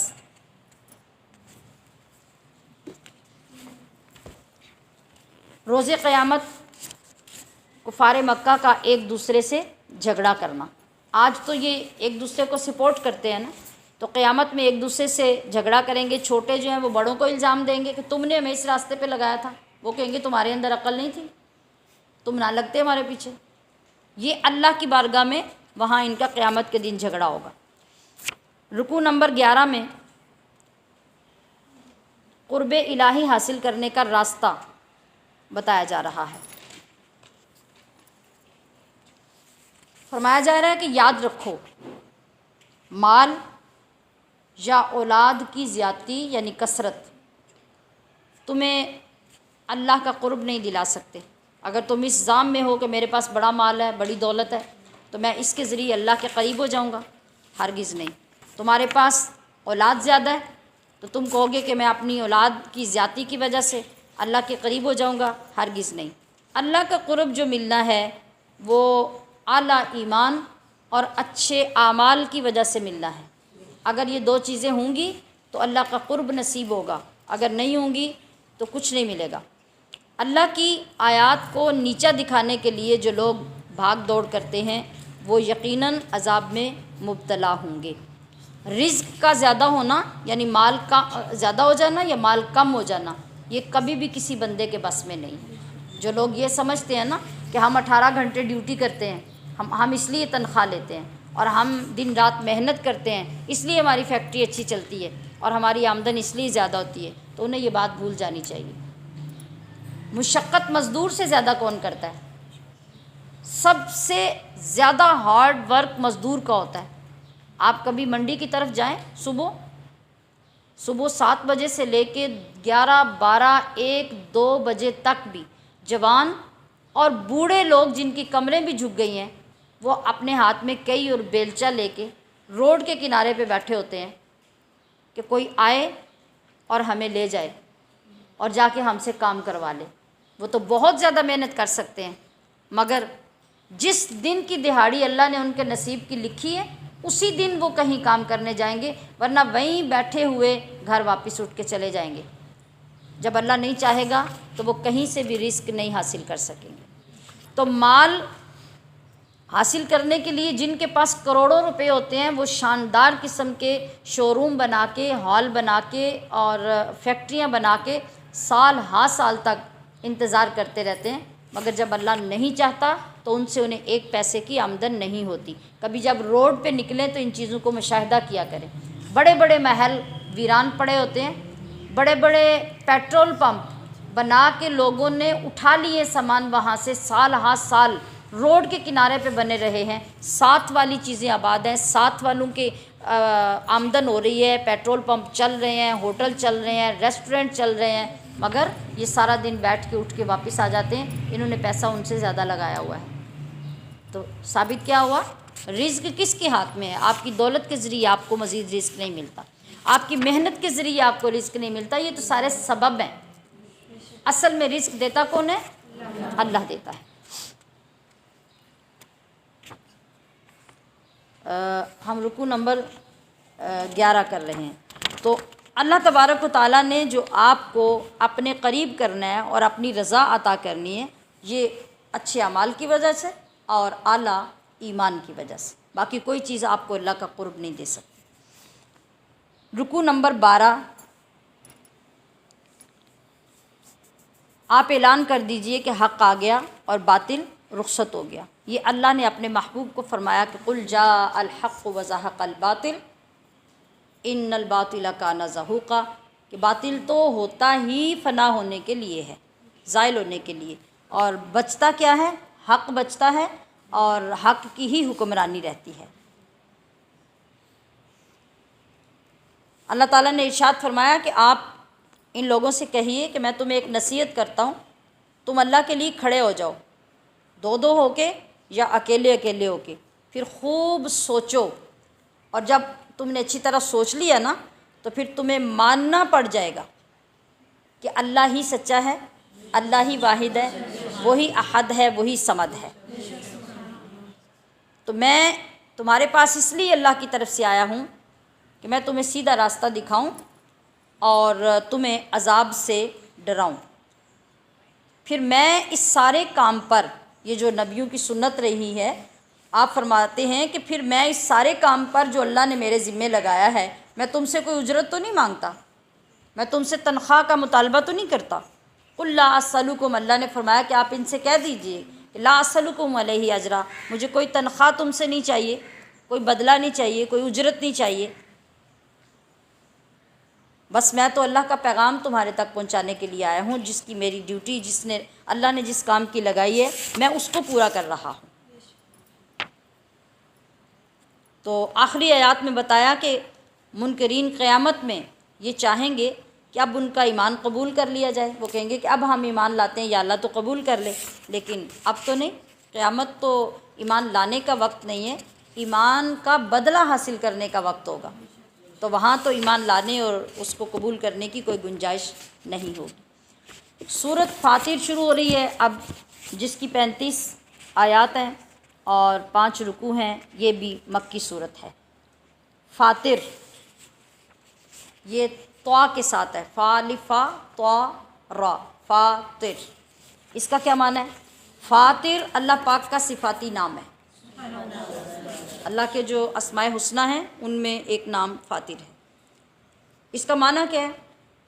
فاطر اس ہستی کو کہتے ہیں جو کسی شے کو بغیر کسی سابقہ مثال کے یا بغیر کسی نقشے کے پہلی مرتبہ پیدا کرے، یعنی اس کی ایجاد کرے، اس سے پہلے نہ اس کا کوئی تصور ہو، نہ کسی نے ایسی کوئی چیز بنائی ہو، نہ اس کا ماڈل تیار کیا ہو، نہ اس کا نقشہ بنایا ہو، بالکل نئے سرے سے ایک چیز کو ایجاد کیا جائے اور اس جیسی پہلے کوئی مثال موجود نہ ہو، ایسی ایجاد کرنے والے کو فاطر کہتے ہیں۔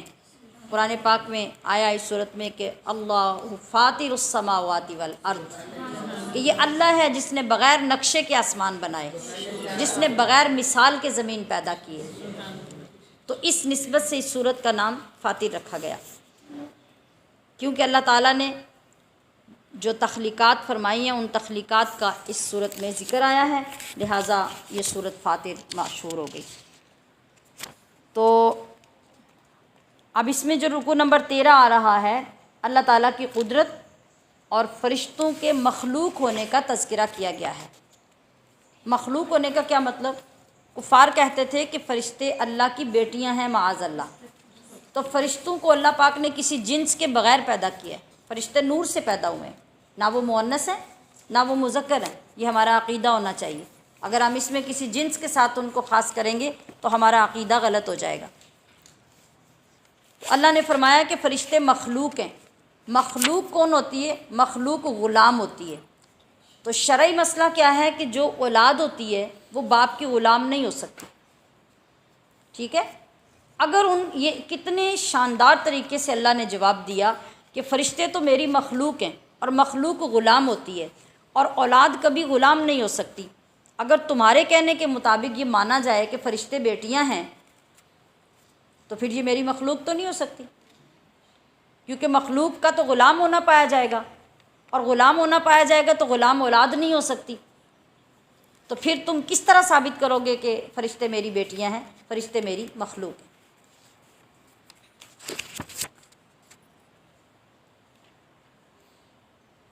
اور رکوع نمبر 14 میں منکرین حق کو اپنے برے اعمال مزین نظر آتے ہیں۔ اگر ہم غور کریں نا، لوگوں کو دیکھیں، پہچاننے کی کوشش کریں، تو جو بندہ برائی کی طرف بڑھتا جاتا ہے نا، بڑھتا جاتا ہے، آپ اس کو روکیں کہ یہ نہیں کریں، یہ غلط ہے، یہ صحیح ہے، آپ کو یہ نہیں کرنا چاہیے، تو وہ آپ کو 100 دلیلیں آگے دے گا، جسٹیفائی کرے گا۔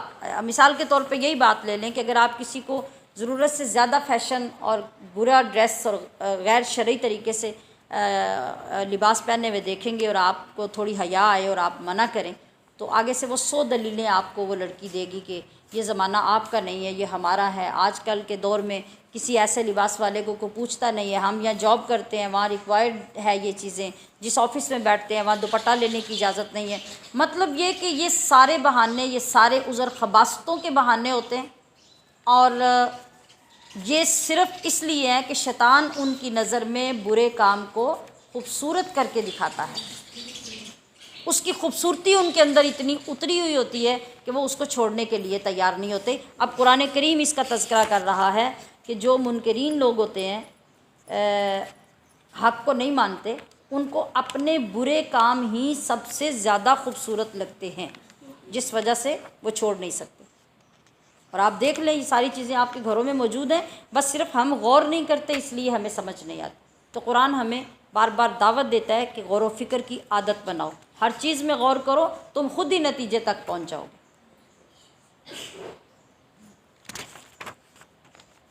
رکوع نمبر 15۔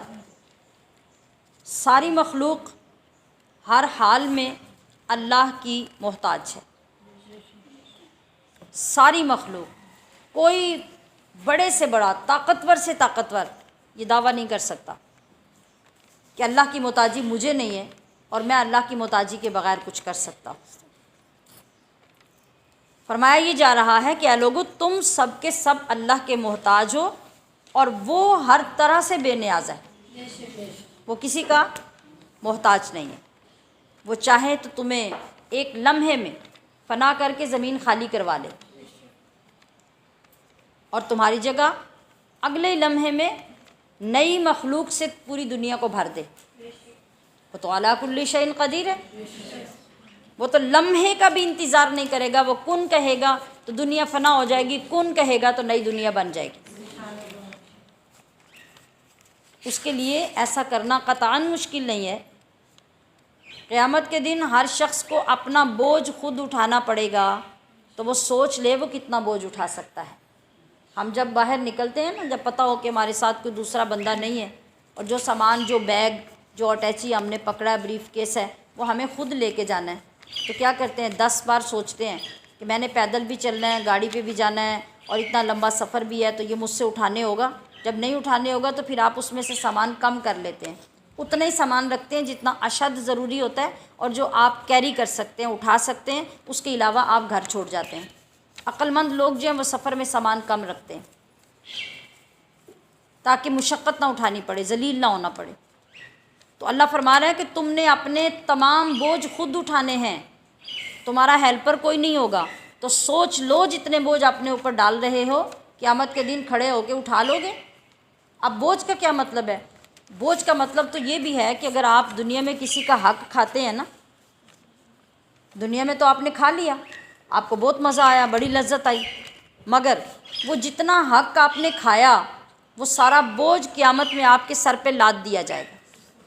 مثلا آپ کی 2 زمینیں تھیں، اکٹھی تھیں، آپ نے اس کو ٹھیک کرتے کرتے کاٹ کاٹ کے آدھا بننا اپنی زمین میں کر لیا، آپ کو تو لگا کہ یہ کوئی بڑی بات نہیں ہے، لیکن اللہ فرماتا ہے کہ ایک بالشت زمین بھی دنیا میں اگر کوئی کسی کی کھائے گا تو 7 زمینوں کے برابر بوجھ قیامت میں اس کے سر پہ رکھا جائے گا کہ اب اس کو اٹھاؤ، جس کی لالچ میں تم نے دنیا میں یہ ظلم کیا۔ جو لوگ حصے تقسیم کرتے ہوئے ڈنڈی مارتے ہیں، اور سب سے بڑا ظلم اس وقت ہوتا ہے جس وقت بیٹیوں کے حصے کھائے جاتے ہیں، بیٹے آپس میں تقسیم کرتے ہیں اور بیٹیوں کو، بہنوں کو پوچھتے نہیں ہیں، تو یہ کیا ہے؟ یہ بھی تو ظلم ہے نا۔ اللہ نے مقرر کیے ہیں نا حصے بہنوں کے، جس طرح بھائیوں کے ہیں، تو جب وہ تقسیم کرنے لگے اور بہنوں کے ساتھ ظلم کریں، ان کے حصے خود کھائیں، ان کو زمینیں نہ دیں، ماں باپ کی پراپرٹی میں سے حصہ نہیں دیں، اور خود وہ کھائیں اور نسلوں تک کھاتے رہیں، تو یاد رکھیں جب تک اتنی معمولی زمین کا حصہ بھی کسی کے حق کا کسی دوسرے کے پاس ہے، تو اس کا عذاب وہی ہے جو بھی میں نے عرض کیا کہ 7 زمینوں کے برابر وزن اس کے سر پہ رکھا جائے گا۔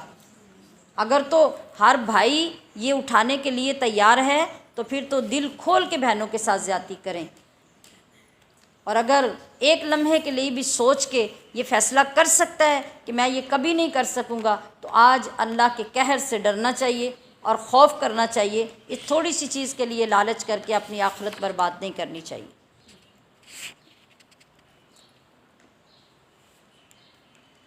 رکوع نمبر 16، علماء کی پہچان کا معیار کیا ہونا چاہیے اور ان کی فضیلت کیا ہے؟ قرآن کریم ارشاد فرماتا ہے انما یخشی اللہ من عبادہ العلماء، کہ صحیح معنوں میں اللہ کا ڈر، اللہ کی خشیت کن لوگوں کو حاصل ہوتی ہے؟ جو حقیقت میں علماء دین ہوتے ہیں، جو حقیقت میں علماء دین ہوتے ہیں۔ یاد رکھیں کہ جس بندے کی آواز اچھی ہے وہ نعتیں پڑھ لے، جس کو لہجہ پک کرنا، نقل کرنا آتا ہے وہ اٹھ کے تقریر کر لے، اور اس کے پاس علم کا نام و نشان بھی نہ ہو تو وہ عالم نہیں ہوتا۔ وہ واعظ ہے، وہ واعظ کر رہا ہے، وہ آگے پیچھے سے نصیحتیں کلیکٹ کر کے دوسروں تک پہنچا رہا ہے، وہ عالم نہیں ہے۔ عالم کی نشانی قرآن کیا بتا رہا ہے؟ عالم کی نشانی یہ ہے کہ وہ ہمیشہ اپنے رب سے ڈرنے والا ہوگا، عاجز ہوگا، منکسر المزاج ہوگا، اس کے اندر اکڑ نہیں ہوگی، غرور نہیں ہوگا، تکبر نہیں ہوگا، بے خوفی اور اللہ کی نافرمانی نہیں ہوگی۔ یہ علامات ہوں گی عالم دین کی۔ تو پھر یہ ہمیں دیکھنا ہوگا کہ یہ علامات کس کے اندر پائی جاتی ہیں اور کون اس علم کے تقاضوں کو پورا کرتا ہے۔ آج ہمارے اندر یہ ساری پہچان ختم ہو چکی ہے، ہمیں ضرورت بھی نہیں ہوتی اس چیز کی۔ ہم صرف یہ دیکھتے ہیں کہ ہمیں کہاں بیٹھ کے مزہ آ رہا ہے، کہاں جو ہے وہ دف اچھی بجائی جا رہی ہے، کہاں طرزیں اچھی لگائی جا رہی ہیں، اور پھر اٹھ کے ہم نے یہ کہنا ہوتا ہے کہ آج بہت مزہ آیا نعت سن کے۔ سیکھا کیا؟ سیکھا کیا؟ عمل کیا ملا؟ ہمارا دین صرف سننے والی چیز نہیں ہے، سر دھن کر اٹھ جانا اس لیے یہ نازل نہیں ہوا، اور لذت حاصل کرنا اس لیے یہ نازل نہیں ہوا۔ یہ سیکھنے اور سیکھ کر اس پہ عمل کرنے کے لیے آیا ہے، اور وہ کون سکھائے گا؟ وہ عالم دین سکھائے گا۔ لہٰذا اللہ کریم نے ہمیں ان چند الفاظ میں بہت بڑی پہچان عطا فرما دی کہ انما یخشی اللہ من عبادہ العلماء، کہ تحقیق اللہ سے وہی ڈرتے ہیں جو علماء ربانیین ہیں، جو حق پہ چلنے والے لوگ ہیں اور جنہوں نے صحیح معنوں میں قرآن و حدیث کا ظاہر اور باطن کا علم حاصل کر لیا ہے۔ اللہ کا خوف، معرفت، خشیت ان کو حاصل ہوگی۔ یہی لوگ ایک دوسرے پر نیکیوں پہ سبقت لے جانے والے ہیں، یہی لوگ جنت کے وارث ہوں گے، یہی لوگ اللہ کے شکر گزار ہوں گے کہ رب کریم نے ایسے لوگوں سے رنج و غم، مصیبتیں دور کرنے کا وعدہ فرمایا ہے، اور انہیں استقامت عطا فرما کے ہمیشگی کے مقام تک پہنچانے کا، یعنی جنت میں داخل کرنے کا وعدہ فرمایا ہے۔ جی، رکوع نمبر 17، لوگوں کی بدعمالیوں پر اگر اللہ فوراً عذاب دینے لگے تو زمین پر کوئی جاندار بھی نہ بچے۔ جیسے ابھی بھی پیچھے میں نے عرض کیا کہ وہ ایک کن کہہ کے ساری دنیا فنا کر کے دنیا کو خالی کر لے، اور دوسرا کن کہہ کے دوبارہ سے دنیا کو اسی طرح بھر لے، وہ اس پہ بھی قادر ہے، مگر وہ یکدم عذاب نہیں دیتا، یکدم پکڑتا نہیں ہے۔ اس میں بھی اس کی جو مہربانی ہے وہ کیا ہے؟ اس کا رحم ہے، اس کا کرم ہے کہ یہ بندہ ہے، یہ جاہل ہے، یہ نادان ہے، یہ بے وقوف ہے، اس کو موقع دیا جائے۔ اور اسی لیے تو وہ فرماتا ہے کہ اے بندے، تو توبہ کر کر کے تھک جائے گا، میں قبول کر کر کے نہیں تھکوں گا۔ تو جتنی بار بھی سچی توبہ لے کے آئے گا میں تجھے اتنی بار ہی معاف کر دوں گا۔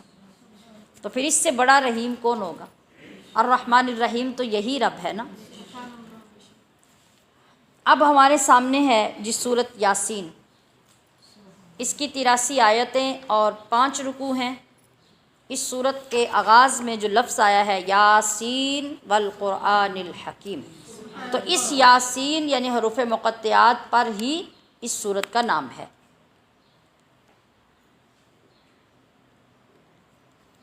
بعض مفسرین نے لکھا ہے کہ یاسین جو ہے یہ نبی کریم صلی اللہ علیہ وسلم کے نام مبارک کا مخفف ہے، اور اس کی شان یہ ہے کہ اسے قرآن کا دل فرمایا گیا ہے۔ نبی علیہ الصلوۃ والسلام نے ارشاد فرمایا ہے کہ ہر چیز کا دل ہوتا ہے، اور قرآن کا دل سورہ یاسین ہے۔ ایک بار تلاوت کرنے سے 10 قرآن شریف کا ثواب لکھا جاتا ہے، اور نزع کے وقت آپ صلی اللہ علیہ وسلم نے ایسے لوگوں کے پاس یاسین شریف کی تلاوت کرنے کا حکم دیا ہے۔ دن میں اگر کوئی شخص باقاعدگی سے اس کو پڑھنے کی عادت بنا لے دن کے آغاز میں، تو پورے دن میں وہ اللہ کی امان میں رہتا ہے، اس کے رزق میں کشادگی اور برکت کی جاتی ہے، اور اس کے دن بھر کی مصیبتوں کو دور کر دیا جاتا ہے۔ اسی لیے ہمارے جو فقہا ہیں، انہوں نے جو بزرگ ہیں، جو اولیاء ہیں، ان نے بالخصوص صبح کے وقت یاسین شریف کی تلاوت کا حکم دیا اور معمول بھی بنایا۔ مقصد یہ نہیں کہ صرف یاسین کو ہی قرآن سمجھ لو اور باقی پارے پڑھو ہی نہ، مطلب یہ ہے کہ اس کا التزام کرنا بندے کی بہتری میں زیادہ فائدہ مند ثابت ہوتا ہے۔ رکوع نمبر 18 میں اب اسی صورت میں کفار کی سرکشی کا انجام بتایا گیا ہے، اور فرمایا گیا کہ اے ساری انسانیت کے سردار، اے محمد کریم، قرآن حکیم کی قسم۔ کیسے صورت شروع ہوتی؟ یاسین والقرآن الحکیم، کہ حکمت والے قرآن کی قسم، انک لمن المرسلین، کہ تحقیق آپ اللہ کے رسول ہیں، اور علی صراط مستقیم، آپ ہی سیدھی راہ پر ہیں۔ تو جس نے آپ کی راہ پہ چلنا ہے، وہ حکمن ہو، قولن ہو، فعلن ہو، جس طریقے سے بھی ہو، کامیاب وہی ہے اور اسی کا سیدھا راستہ ہوگا۔ آپ کو اس لیے بھیجا اور اس لیے آپ پہ قرآن اترا تاکہ آپ ان لوگوں کو ڈرائیں جن کے پاس کوئی ڈرانے والا نہیں ہے، اور ان کو بتائیں کہ اگر آج تم لوگ مان گے تو قیامت میں سرخرو ہو جاؤ گے، ورنہ تمہارے لیے کوئی راستہ نہیں ہوگا۔ آخری رکوع میں، رکوع نمبر 19 میں، ایک بستی کی طرف بھیجے گئے رسولوں کا ذکر کیا گیا ہے، اور یہ ذکر اگلے پارے میں جا کے، چونکہ صورت اب 23ویں پارے میں جا کے مکمل ہوگی، تو ان کا تفصیلی ذکر اگلے پارے میں آئے گا۔ یہاں اس میں اتنا ہی آغاز ہو رہا ہے کہ یہاں ان لوگوں کا ذکر آ رہا ہے کہ ایک بستی والوں کے پاس 2 رسول آئے اور انہوں نے ان رسولوں کی بات نہیں مانی۔ ہم نے پھر تیسرا اپنا ایک نیک بندہ ان دونوں رسولوں کی مدد کے لیے بھیجا، تو قوم نے یہ کہہ کے انکار کر دیا کہ تم بھی ہماری ہی طرح کے انسان ہو، ہم تمہاری بات کس لیے مانیں۔ اللہ نے کچھ نازل نہیں کیا، تم لوگ جھوٹ بولتے ہو، اور اگر تم اپنی باتوں سے باز نہیں آئے تو یہ قوم کی جرت دیکھیں، قوم کہہ رہی ہے کہ تم لوگوں کو سنسار کر دیا جائے گا۔ اس کا ذکر یہاں سے شروع ہو رہا ہے، اور انشاءاللہ اس کو ہم کل کے سبق میں کنٹینیو کریں گے 23ویں پارے میں۔